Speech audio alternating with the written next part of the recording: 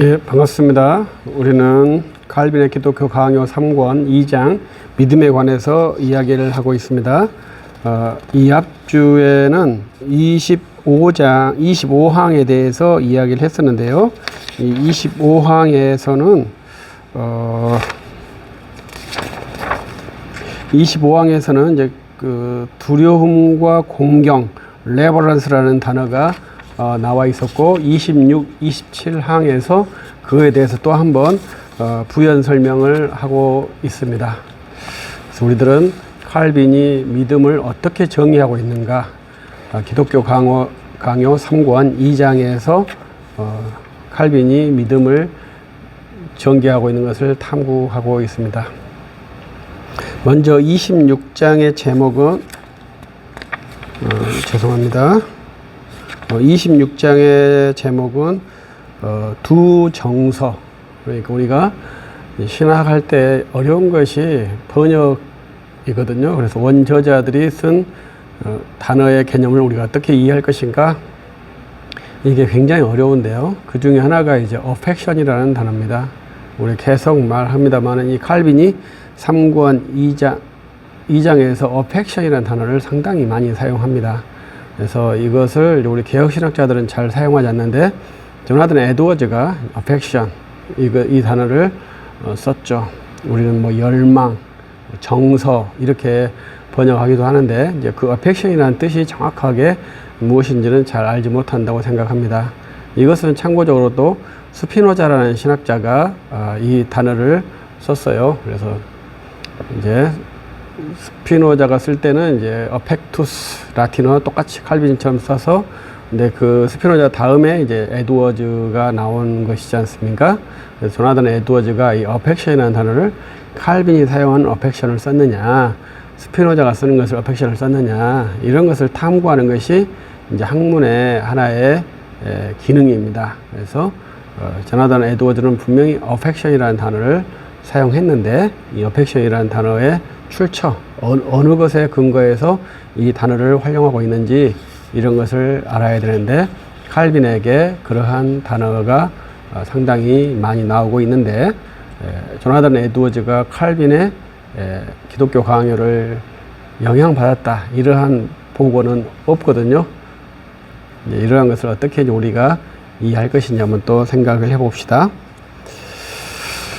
그래서 이 두 정서를 두 가지 면으로 나누는 것이 이제 26항에 나와 있는 내용입니다. 그래서 우리는 이제 이라는 것이 듀플렉스, 이렇게 더블, 투폴드하고 더블하고 이 두 가지의 어휘가 있어요. 근데 여기서 이중적이라는 것은 더블의 의미입니다. 그래서 투폴드와 더블, 이 두 개의 어휘는 차이가 있죠. 저는 어휘에 차이가 있으면 개념에도 차이가 있을 것이다, 이렇게 생각하면서 공부를 하죠. 그런데 중요한 것은 우리들이 어휘의 단어의 개념을 상실했다, 이렇게 생각하시면 좋겠습니다.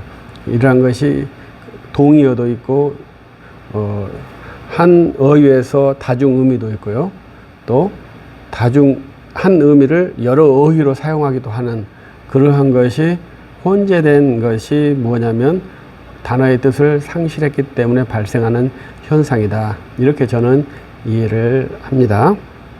그래서 우리가 투폴드나 더블이나 이것이 우리에게는 이제 쉽게 이해가 되지 않아요. 그러나 이제 우리 투폴드와 더블, 이것은 제 생각할 때는 투폴드는 이 두 개가 융합이 안 되는 것이거든요. 근데 이 더블이라고 하는 것은 두 개가 융합이 된 것 같아요.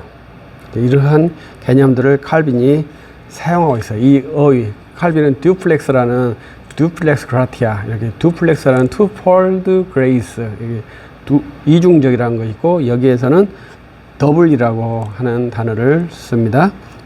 라틴어는 제미노, 둘이라는 이 두 의미가 있다. 경외함이라고 하는 것은 두 의미가 있다. 이것이 이제 이 26항에서 말하는 단어의 특징입니다. 그래서 제가 이제 뒤에 다시 영상을 한번 찍으려고 하는데, 이 fear, 경외하다, 이 단어가 우리는 두렵다 이렇게도 번역을 하는 단어거든요. 그래서 이 두려움이라고 하는 것이 우리 한국 교회에 번역이 되면서 약간 오해, 왜곡이 된 것 같아요. 성경에서 fear라고 하는 것은 이제 경외라고 번역을 하기로 우리들이 약속했는데, 이 경외라고 하는 것은 두 가지 의미가 있는 것이거든요. 존경과 두려움, 이 두 가지 의미가 있게끔 번역하는 것이 지금 칼빈이 말하는 거예요. 그러나 단순하게 두려움만 있다, 이걸 어떻게 볼 거냐가 지금 칼빈이 여기에서 논하고 있는 내용입니다.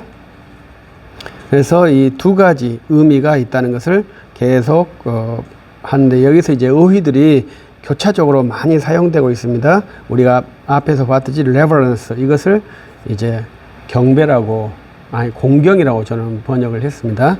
존경, 이러한 뜻으로 드리고, 또 여기에서 이제 예배라는 단어가 있고 그렇습니다. 그래서 이러한 것은 하나님께 우리가 예배할 때 우리의 자세, 하나님을 높이는 자세가 있어야 한다. 이것이 이제 기본적인 것이겠죠. 그래서 선지자들은 이제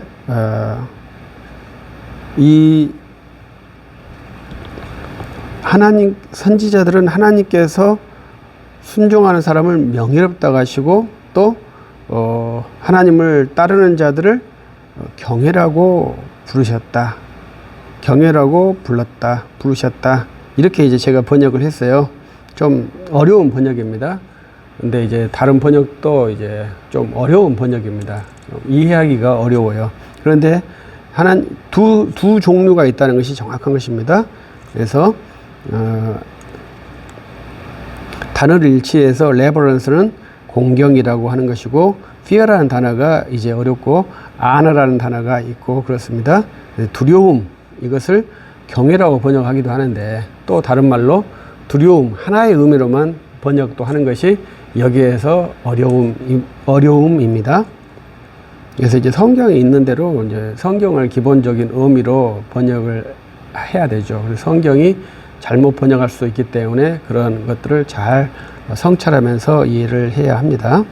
그래서 이러한 단어들이 복합적으로 사용하고 있는데, 여기에서 칼빈은 명예와 두려움이 섞여 있다, 믹스되어 있다, 이렇게 제시해 주고 있습니다. 그래서 이것을 두 개의 정서다, 이렇게 칼빈이 말하고 있어요. 그래서 이 두 정서가 하나로 섞여 있다, 이것이 칼빈이 제시하는 아주 특징적인 의미입니다.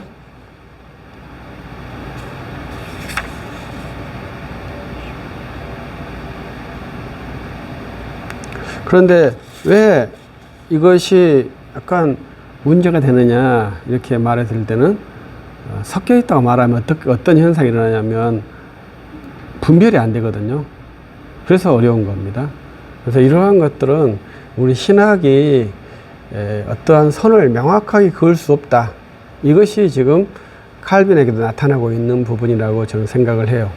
그래서 루터나 칼빈의 공통적인 특징은 명확한 선을 긋지 않는다, 이것이 루터와 칼빈의 공통적인 특징이고, 후대에 이제 영국 청교도에 있는 분들은 정확하게 선을 그으려고 했다, 이렇게 저는 평가를 하고 싶어요. 그래서 루터와 칼빈은 왜 정확하게 선을 긋지 않으려고 했고, 청교도들은 왜 정확하게 선을 그으려고 했을까, 이렇게 한번 생각을 논제가 맞는다면 상당히 좋은 탐구가 되겠죠. 그런데 우리들이 이미 중세 때부터 단어의 뜻을 정확하게 파악하지 못했습니다. 단어의 뜻을 정확하게 파악하지 못했다는 것은 내가 전수받은 사람의 본래 의도를 파악하지 못한다는 것입니다. 그러면 판단할 수가 없는 것이죠. 그래서 내가 현재 판단하고 있는 것들이 어디서 온 것인지 정확하게 확립할 수 없기 때문에 정확한 판단을 할 수가 없습니다. 그래서 루터나 칼빈은 믿음을 정확하게 규정하지는 않고 있습니다. 그런데 이제 반대로 청교도들은 믿음을 정확하게 규정하려고 노력했죠. 이러한 것들은 제가 이제 정확하게 공부는 하지 않고 있습니다만은 프랑스의 철학자 피터 라무스의 성향이라고 생각을 해요. 청교도들은 피터 라무스의 철학 방법론이 많이 들어가 있거든요. 그래서 아리스토텔레스의 사유 체계나 또 피터 라무스의 그 사유 체계가 들어가서 하는데, 피터 라무스를 딱 정확하게 선이 그어져서 이론을 제시하는 것입니다. 대표적인 예시가 퍼킨슨의 황금사슬이 피터 라무스의 구도, 전체 구도를 그리는 그러한 작품 중에 하나예요. 그래서 이러한 자세로 신앙을 할 것이냐, 루터와 칼빈처럼 꾸준하게 탐구하면서 주께 자기의 영혼을 헌신하면서 신학을 할 것이냐, 이러한 차이점이 있다고 생각을 합니다. 그래서 26번에서는 하나님을 공경함, fear에는 두 가지 정서가 있는데 그것은 명예와 두려움이다. 이렇게 제가 번역을 해놨는데요. 다른 번역자들은 다 어휘가 달라요. 그래서 여기에 나오는 단어, honor, 그다음 reverence, 그 다음에 fear, 그 다음에 fear, 이러한 단어들이 계속 나오니까 이 단어들을 어떻게 일치적으로 번역할 것이냐, 이게 번역자마다 일치가 안 돼요. 그것은 서로 간에 이러한 복합적인 어휘에 대해서 통일적인 의식이 없다, 이렇게 이해할 수 있을 것입니다. 그래서 우리들은 이러한 정서를 가지고 이제 사는데, 여기서 칼빈이 아주 재밌는 말을 합니다. 그것은 뭐냐면 하나님의 분노를 신자도 무서워하고 불신자도 무서워한다는 것이죠. 근데 불신자는 왜 무서워하느냐? 그것은 자기 욕망을 못 짓게 하니까, 못하게 하니까, 또 죄를 지으면 심판을 받으니까 두려워한다는 것입니다. 근데 이제 27장 항에서 똑같이 이것을 연계해서 하는데, 칼빈은 하나님의 자녀는 하나님께서 무서워하는 것을 무서워한다는 것입니다. 똑같이. 그러나 왜 무서워하느냐?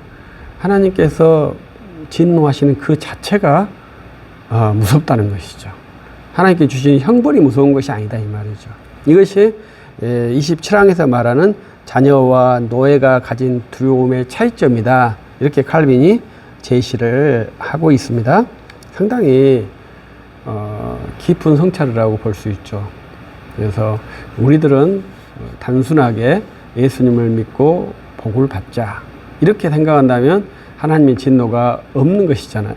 그거에 대한 배려가 없는 것이잖아요. 그래서 이제 그거에 대한 대응책으로, 왜 그것만 기복만 따르냐, 하나님을 fear해라, 경외해라, 이렇게 책망하는 소리들이 우리 한국교회도 있었지만 이제 500년 전에도 그러한 비판은 있었다고요. 약간의 양상의 차이만 있지, 그것은 인간에게 있는 육의 욕망이 500년 전이나 지금이나 차이가 없죠. 오히려 지금은 육의 욕망이 더 증가했다고 볼 수 있죠. 그래서 그러한 육의 욕망에 대해서 교회가 침묵할 때 그것을 비판하라고 책망하는 소리들이 있었다는 것이죠. 그 책망은 우리가 기쁘게 들어야 하죠.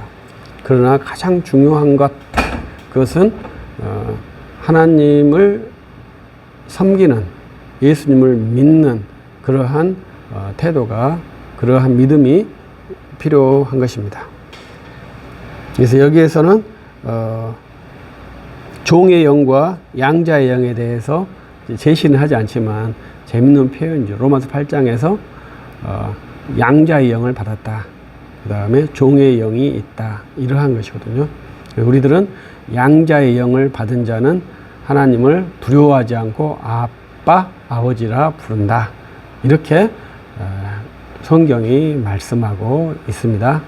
그래서 우리들은 두려움이라는 것을 부당하게 생각하는 경향이 있죠. 그래서 하나님을 볼 때 두려워하면 안 된다 이렇게 생각하지만 이제 우리들이 종교개혁과 루터의 명제, 의인이면서 죄인이다, 이러한 명제, 이게 절대 진리가 아니겠습니다만은 정확한 진리라고 볼 수 있거든요. 그래서 우리들이 의인이 되었지만 여전히 우리 안에 남아있는 죄성들, 악성들, 이러한 것들 때문에 하나님을 두려워할 수밖에 없는 그러한 것이고, 또 우리가 정상적인 하나님의 자녀라면 전능하신 지존자 앞에서 당연히 두려워해야 할 그러한 하나님을 우리들이 가볍게 여기거나 또 내 탐욕의 대상으로만 생각한다거나 이렇게 된다면 꾸지람을 받아야 당연하죠. 그래서 우리들이 하나님 앞에서 정말로 죄인으로서 두려움과 의인으로서의 믿음의 확신을 갖는 것이 매우 필요하죠. 그래서 칼빈은 이 부분에서 믿음을 가진 신자들이 하나님 앞에서 두려워하는 것이 어떻게 설명할 수 있을 것이냐, 이런 것을 고민하는 것 같아요. 그래서 우리들이 하나님을 섬기면서 성령을 받았으니까 두려움 없이 유쾌하게만 살아야 되느냐, 그럴 수는 없다는 것이죠. 그것은 안 된다는 것입니다. 그래서 칼빈은 사도 요한의 말씀을 통해서 이제 그것을 증명하고 제시를 하고 있습니다. 사도 요한은 이제 신자들이 두려워한다, 이러한 말씀이거든요. 그래서 앞에서는 신자들이 두려워하면 안 되고 불신자들만 두려워한다, 이런 건데 성경에 신자가 두려워한 내용이 있지 않느냐, 이렇게 해서 그거에 대해서 해명하는 것이 27항의 내용입니다.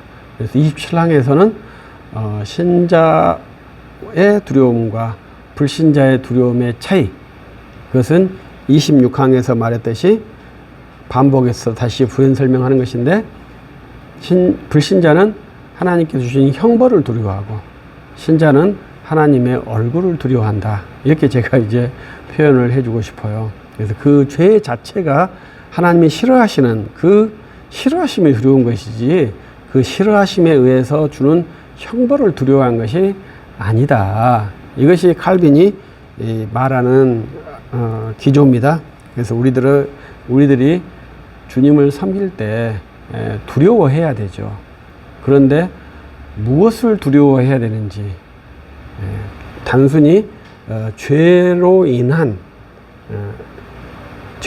죄가 두렵다 아니라 죄로 인한 심판을 두려워할 것인지, 아니면 죄로 인한 하나님의 얼굴을 두려워할 것인지, 이거에 대해서 칼빈은 하나님의 얼굴을 두려워하는 자가 하나님의 자녀이고 하나님의 심판을 두려워하는 자가 불신자다, 이렇게 해서 두려움의 차이를 표현하고 있습니다. 그래서 오늘은 칼빈의 기독교 강요 3권 2장 믿음에 대해서 말하는 26항과 27항, 그래서 하나님을 공경한 것에서는 두 가지 정서가 있는데 명예와 두려움이 혼합되어 있다. 이 혼합되어 있고, 그러나 신자가 가지고 있는 두려움과 불신자가 가진 두려움은 차이점이 있는데, 이 차이점은 불신자는 형벌을 두려워하고 신자는 하나님의 얼굴을 두려워한다. 불신자는 자기 육의 욕망이 이렇게 구부러지는 것, 못하게 되는 것을 두려워하는데, 신자는 육의 욕망의 행동 그 자체를 싫어하시는 하나님의 그 마음을 두려워한다. 이렇게 정리를 할 수가 있겠습니다. 그래서 믿음을 가진 사람도 반드시 두려움을 피할 수는 없는데, 그 두려움의 내용, 그 두려움의 성격이 전혀 다른 것에 대해서 칼빈이 제시를 하고 있습니다. 그래서 믿음을 가진 주의 자녀들은 하나님을 두려워하시나요? 그 두려움의 성격, 심판이 무섭기 때문에 하나님을 붙들고 있다, 이렇게 한다면 칼빈의 글에 의하면 불신자들의 두려움의 패턴을 따르고 있다. 이렇게 분류할 수 있겠죠. 하나님께 주신 심판이 두렵지 않습니다. 우리는 하나님의 얼굴, 하나님의 마음의 슬픔과 노하심이 아프고 두려운 것이죠. 그 하나님의 마음에 기쁨이 되기 위해서 우리가 힘껏 살아야 되는데, 성경에서 하나님의 기쁨이 되는 것은 하나님께서 보내신 아들을 믿는 것입니다. 하나님의 아들을 고백하는 것입니다. 하나님의 아들의 이름을 전파하는 것이 하나님께서 기뻐하시는 것입니다. 그래서 하나님의 슬프심에 대해서 두려워하는 것도 좋겠습니다. 하나님께서 기뻐하시는 예수님을 믿고 고백하고 전하는 일에도 힘쓸 수 있는 믿음이 될 수 있기를 바랍니다. 감사합니다.